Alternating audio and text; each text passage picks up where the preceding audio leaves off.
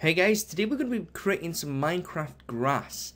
Now, it's a very simple way of doing this. I will supply the download link for the entire project so you can actually use it if you don't have the time to make it, but I do suggest that you follow along with the tutorial and actually create it. That way you're going to learn some new things by putting them into practice. So I'm working on a Minecraft machinima. I've been wanting to do one of these for a long time, and I've worked in the past on one, and it never went to final production. You know, it didn't get finished.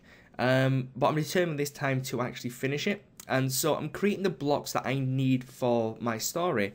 And one of the blocks is grass, and I thought it would be a very good opportunity to actually show you the grass.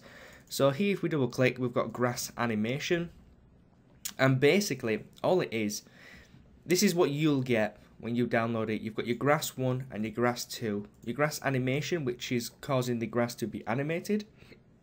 And then we've got the null, which it's sat in. And then you can put this anywhere you want. The pivot point is in the correct location at the bottom in the center. So this will basically, you'll be able to clone this through other objects. And for instance, if you've got a plane, you'll be able to clone it to the polygon center, stuff like that, or specific points, which is really, really nice. So, without further ado, let's get started. So I'm going to close down the content manager. I'm going to go to File, New, and I'm going to start fresh. So in the download folder, you will have this this file that I'm going to import now. You're going to get everything. You're going to get the texture. You're going to get the finished product. But if you want to follow along, just download and you'll get the texture. So I'm going to make a new material. Double click on it. Go to the specular and just turn that off, because it gives it a really unnecessary glow at certain angles, which is very hard to see. So go to the color channel, click on the little box, and it will basically ask you to find where you want, and here we have the MC grass, which is what you will have. Click OK. Now it says, do you want to basically import this to the project? It's going to make a temporary file with this file in it, so a temporary folder with this file. Generally you want to click no, because if it's on your desktop you know exactly where it is, so you don't need to recreate it. Go to the sampling and turn it to none. If you put it to none, then you won't get the blurriness texture. You can right click in your viewport and change it to plain, and then you'll get a good representation of what it is, and this is what it is. It's the grass. Now apologies if you hear some stuff outside, there's roadworks going on. Out of my control. They start at 8 and they finish at 3. By that time I don't really have time to do anything else. But now all you need to do is you need to create a plane. So go to the Create Geometry tab, click on Plane, go to Display, turn on Ground Shading if you like, and then you want to make the width 100 centimeters by 100 centimeters. That's equivalent to 1 Minecraft block size. And then you want to create the segments to 16 by 16. That's equivalent to 1 pixel in Minecraft. Now, grass doesn't go along the z-axis, which is back to front, if you like. It goes up and down. So we need to change this to the z minus, which is going to flip it up for us. Okay, so I am using Cinema 4D R14, so keep that in mind if you're using later versions of Cinema 4D. Some things have moved around and changed. One of the things being quantized snapping. Now quantized snapping is basically just snapping, but it allows you to snap to increments rather than to pixels, vertices, or grid, anything like that. So in Cinema 4D R14, click and hold on the snap button down the left hand side and go to enable quantize. You can also get to this by up here at the snap menu by enabling it. Now normally you would click on your move tool and you would get your snap settings here. Now if you're in any later version of Cinema 4D, then that's where you would change it. However, in Cinema 4D R14 you will have to go to mode and then go down to modeling and then go to quantize. Now we want to change the movement to 3.125, and that's going to basically allow us to move every half of 6.25, which is basically a pixel. So we can actually sit this on the plane You can also just go up to 50 and move it 50 centimeters up. It's entirely up to you, but I leave quantize on because it's a lot easier when working with Minecraft stuff. Because the sizes are actually very important. So first things first, we're going to click on this plane and we're going to make it editable. So you can press C, or you can use this icon up here, which does the exact same thing. I do recommend using keyboard shortcuts. So I'm going to hit C. And then you can name this if you want. I'm going to name it grass. And I'm going to grab my texture and plant it over here. And I'm going to hit H on my keyboard to basically zoom in on this object. So what you want to do now is you want to get rid of the white areas. And much like when you were a kid, it's pretty much just going to polygons and just painting out whatever you don't want. So we're going to click on this. Now it shouldn't take too long, because you can do this extremely fast. But I want to leave the whole process in here for you guys so you can see how easy it is and how fast you can actually do this. And if you accidentally select some, you can always unselect them. It's not such a big issue. And then you want to hit the delete key. Now once you've done this, a very important step is to go to the vertices, because you see we have all these vertices and these will get in the way. So what you have to do is right click and go to optimize. If you have some selected, so only going to optimize them. So I recommend either having them all selected with Control A or none selected, and I'll get rid of the points that aren't connected. And then there we go, we've left with our grass. So what we need to do is now we need to make it 3D, because at the minute it's just a plane and it's not technically 3D, it's actually 2D. But what we need to do is we need to go to the polygons again, and we need to just use Control A to select all, and then go to a side angle like so, just so you can see how much you're actually extruding. Right click, go to extrude, and then what you want to do is click and drag. Now because we have quantize on, it's only going to allow us to go either 3.125, which is half of 1 pixel, or to 6.25, which is 1 pixel. So we're going to leave it at that. Now what you want to do is you want to put on create caps. Now the problem with just leaving create caps on is we're going to get the texture on each polygon, which is not what we want. So uncheck preserve groups, and this is going to get rid of them. Now on some sides of your model, the texture will be basically dragged across. Like on this side, all the textures look the same. However, if we go to this side, they actually all become white. And it's same with some on the underneath as well. So if you go in this problem, it's very easy to fix. So what you want to do is you want to basically select all the side polygons. So we're going to do that now. And you can just take your time. You're in no real rush, and make sure you select the ones that you need, and just use Control to deselect the ones you don't want, and Shift to obviously add to the selection that you want. Now to make it a little bit faster, you can click in between the lines of each polygon, and that will select 2 at a time for you. It's nicer just to kind of click instead of dragging, because sometimes you get unpredictable results with a shaky mouse, if you like. So just makes it that bit faster. And there we go. So these are all the problem ones that we've got. Just have a look around, make sure you've got them all. Sometimes it's a little bit hard to see because they're white, and the certain angle will give them a different colour. So what we need to do now is we need to go up to the layout, and we need to switch to BPUV edit. Now this is where you do a lot of UVing. Now if you can't see your texture in here, all you need to do is go to File, Open Texture, and find the grass texture that you used. Import that, and it's going to give you the exact same size. Use your mouse wheel to zoom in, and then what you need to do is go to the Polygon Selection UV tool. Now these tools here represent the actual polygons. These tools here represent the polygons in UV format. So this is the polygons, and this is the UV polygons, and we want to affect the UV polygons. So as you can see, they're actually stretched, and we can't actually see the square. But that's fine, because this isn't actually a texture, it's only a colour. By that I mean, this is obviously a texture, but it's only displaying colour information. It's not actually displaying any fine detail, so we can actually stretch it and it won't make much of a difference. So go to the move tool and then go down to snapping and make sure you put on move and change this to 3.125. Remember, that's half of 1 pixel. Click anywhere and drag over, and it's going to drag them all into the center of the representing polygons. So they're all going to actually keep the same color, which is nice. And then we just need to do the same with the underbelly of each polygon. So hit the selection tool, zoom in a bit if you wish, and just select all these. And again, select all the ones that don't have a particular color on, and if need be you can of course zoom in. I'm pretty sure you're all aware of the basic movement in Cinema 4D.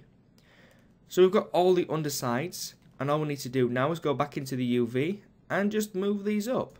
I'm going to do Control Z because I didn't mean to select all of them. Go to the move tool and then move them up. And then now you'll see all of the polygons all have the correct colour and it flows very nicely. So go back up to the layout and change it back up to startup or standard, whichever. And there we go, so we have our grass fully textured and created. Now what we need to do is we need to animate this.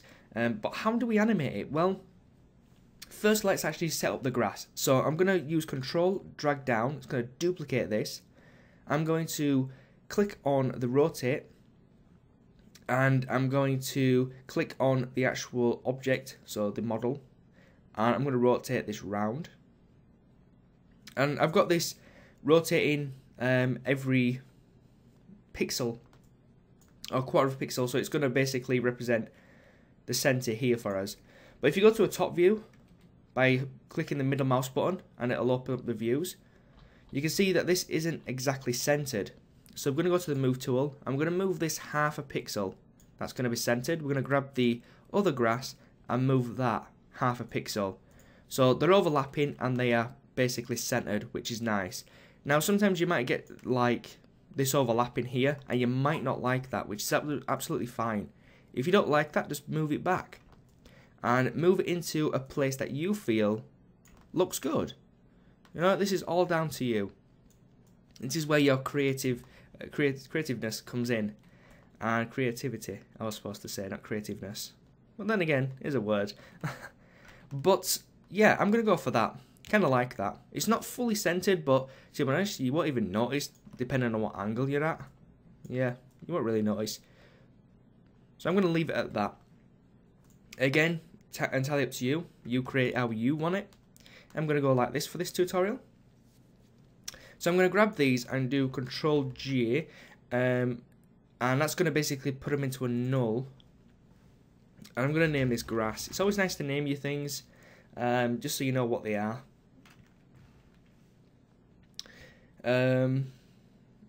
So Control G to go into a group and make sure these are in. You can just create a group by just doing Control. Well, you need to select them, then Control. Nope. Alt G, sorry, not Control. I don't know why I was saying Control. I was thinking of something else. But yeah, Alt G to put them into a group. Okay, good. Right, let's not lose track here. I'm losing concentration because of the noise outside, and hopefully the mic won't pick it up, but I can hear it. So once we've got that, if we press play, nothing happens. Why? Well, we'd have no animation. So how are we going to animate this? Well, it's going to be very difficult to hand animate this because it's impossible really to hand animate this, because we have to basically make this wave.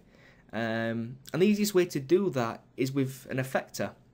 So you want to find out where your effectors are. Generally they're under simulation. You can have some dynamic, where are they? Particle effectors, these can affect these as well, so wind can affect these. But generally you want to go for the MoGraph effectors. They're going to be the most easiest to use, and that's the one we're going to be using. So you want to use, there's a few here you could use. You can use volume, random, formula can work. but the easiest one is probably the random effector, because we're going to basically affect this with a noise. And what a noise is, it's basically a black and white noisy map which can basically do animations for you, because it's based on the grey value. So where white doesn't get affected and black gets fully affected and grey is in between. So we're going to grab this modifier and drop it into our null. Now because it's in our null, it will affect everything in the null. So that's why it's important to have your grass in here as well. So first things first is we're going to go to the effector tab and we're going to change it from random mode to noise. Now this is where you will change the wind speed if you like by the animation speed. We'll get to that in a little bit. As you can see, nothing really happens. So what we need to do is we need to affect this in a way. Now how do we affect it? Well, if you go to the parameters and the transform space is node, so it's going to affect this node, which is everything. We want to affect them basically independently, which means we need to change it to object. So it's going to use the object to affect. And then what we're going to do is we're going to go to the deformer and we're going to basically deform. What do we want to deform? An object, points, or polygons? Well, we want to affect the points, because if we affect the polygons, they won't be able to bend. If we affect the points, the top points can actually bend and the bottom ones can stay still. As you can see here, we're getting some very funky results already, which is nice. So if we go back to the parameters, this is how much is being affected. So if we put all these to 0, 0, and 0, nothing will get affected. So what I want to do is want to increase these, not by much. You don't want to affect the Y. You could maybe affect it a little bit. I'd say maybe 1 or 2. Don't go above 2 though. And make sure the Z value isn't the same as the X value. And the reason for this is because you want it to have a little bit of uniqueness. So I'm going to go 8, 2, and 10. That way it's not going to be always the same. It's not going to be, you know, back and forth the exact same amount. If you want it to be the exact same amount, by all means, put it back to 8. But I want a little bit of diversity. So we're going to leave it like that. Now, if we hit play, you're going to see it's kind of funky, right? That's good. We don't want the bottom half to be affected, though. We want at least the bottom set of polygons, maybe this 2 pixels, to not be affected. We want that to be holding still, so it looks like it's actually planted into the ground. And we do that with a fall off. And the minute it says infinity, which is basically nothing, everything will be affected. We want to change it to a linear fall off, which means it doesn't have a smooth fall off. It's just a pure dead end fall off, which is what we want. Now if you can't see your deformer, go to filter and make sure deformers are actually checked on. So what we want to do now with this fall off, we actually want to change the position. So we want to basically change the orientation so the arrow is facing down, like so. Now we can move the deformer up, which is cool. We want to just use the y-axis though. And you can see when we move it, certain ones get affected and certain ones don't. So if we go into, let's say, one of the side views, and make sure just maybe these two aren't being affected, then we can actually just go back to the beginning and press play. And you see the bottom ones aren't being affected, which is really, really nice. Now again, you can actually move this down a little bit more. Maybe just 1 pixel. And that way it gets a lot more movability down near the bottom of the stem, if you like. And that is pretty much how you do the grass. Now you can see the grass is moving, which is really nice. Maybe it's a little bit too fast, because maybe that's for some strong wind. So if you go to the effector and you change down the animation speed to, let's say, 50, it's going to go a lot smoother, a lot slower. If there's no wind at all, you could maybe go down to 5%, which is very, very slow. You can also obviously change the scale. Let's put this back up to 100, So you can change down the scale. Now the lower scale you go, the more this needs to be basically subdivided. So don't go too low. You want to maybe go where you start to see the polygons go like a black. And I think anything below 70 won't really work. As you can see, these are being kind of abused really. If you go higher though, you'll get a much smoother result because a bigger portion of that noise is being affected. I'd say 100 is fine though. It looks really nice. Yeah, maybe bring this down to about 70. And that's pretty much it. So that's your grass. Now if you want to save this, it's very simple. Go to Window, open up the content browser, go to File, New Preset Library, and create a preset library. That'll basically put a new folder in your presets. So mine is Minecraft Elements. So if I click on this, I've got blocks, characters, and miscellaneous. So if I want to put it in blocks, you just double click in here, you grab the grass and you drop it in here. Now once you've dropped it in here, it's saved. So you don't even actually have to save this document. So you're not actually taking up more space because it actually gets saved in the preset folders, which is really cool. However, I don't want that one because I already have it. And of course, make sure you don't have a duplicate texture. It's using the same grass texture as my other one here, so that's fine. But yeah, so that's pretty much it, guys. So I hope you learned something from this. If you've got any questions, please basically ask them in the comment section below. You can find the download to this full file in the